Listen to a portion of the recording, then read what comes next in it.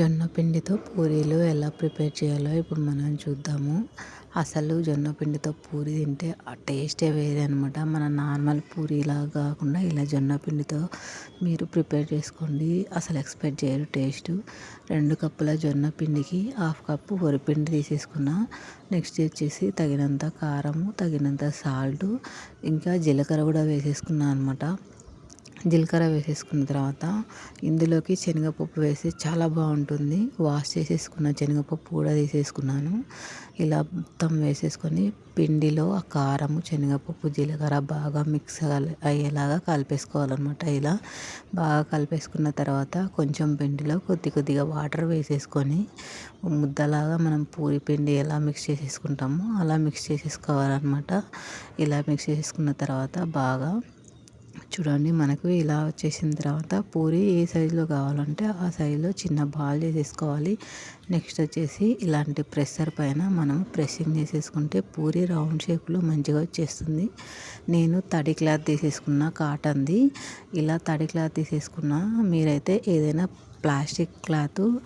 Plastic cover లేదంటే oil paper ఉంటుంది కదా, అది కట్ చేసుకొని స్ప్రెడ్ చేసేసుకోండి. పూరి చక్కగా వచ్చేస్తుంది అనమాట.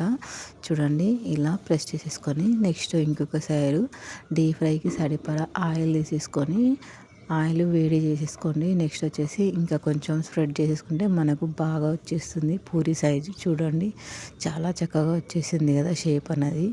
ఇప్పుడు క్లాత్ హ్యాండ్లోకి తీసేసుకొని ఇలా ఆపోజిట్ డైరెక్షన్లో క్లాత్ అనేది తీసేస్తే పూరి చక్కగా వచ్చేస్తుంది అనమాట. అటు సైడ్ ఇటు సైడ్ చూస్తూ మెల్లగా ఇలా తీసేసుకోవాలి. పూరి చూడండి చక్కగా వచ్చేసింది. ఇప్పుడు ఇది ఆయిల్లో మనము డీప్ ఫ్రై చేసేసుకోవడమే అనమాట. పూరి అనేది మనకు చక్కగా రెడీ అయిపోతుంది. ఆయిల్ వేడెక్కిన తర్వాత పూరి వేసేసుకొని మనం అటు ఇటు తిప్పుతూ మంచిగా ఫ్రై చేసుకోవడం అనమాట.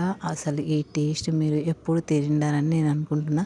యాక్చువల్గా ఈ జొన్నపిండి పూరీలని మేము వాడప్పలు అని పిలుస్తామన్నమాట. మీకు ఐడెంటిఫై కోసం నేను జొన్నపిండి పూరీలు అని అంటున్నా. ఈ జొన్నపిండి పూరీలు ఎంతమందికి తెలుసో కామెంట్ రూపకంగా చెప్పారో నాకు తెలుసుకోవాలని ఉంది. ఇప్పుడు ఈ జొన్నపిండి పూరీలోకి నేను పప్పు కాంబినేషన్ అనమాట. ఆ పప్పు అనేది వెరైటీగా చేసేసాను అనమాట. ఇది కొత్తగా నేను ట్రై చేసినది కాదు. ఇప్పుడు నేను చెప్తాను. నెక్స్ట్ వచ్చేసి చూడండి, ఎన్ని పూరీలు కావాలంటే అన్నీ ఇలా చక్కగా మనకు శనగపప్పు కనిపిస్తూ ఉంటుంది కదా, క్రిస్పీగా టేస్టీగా ఉంటుంది అనమాట. ఈ పప్పు వచ్చేసి ఎండుమిర్చి పప్పు అనమాట. ఈ పూరీలోకి ఎండుమిర్చి పప్పే చాలా టేస్టీగా ఉంటుంది. కాంబినేషన్ కూడా ఇలా పెట్టేసుకొని నెయ్యి వేసేసుకొని తింటుంటే ఆ టేస్ట్ వేరే లెవెల్ ఉంటుంది. ఈ పప్పు నెక్స్ట్ వీడియోలో అప్లోడ్ చేస్తాను చూడండి. Thank you. సబ్స్క్రైబ్.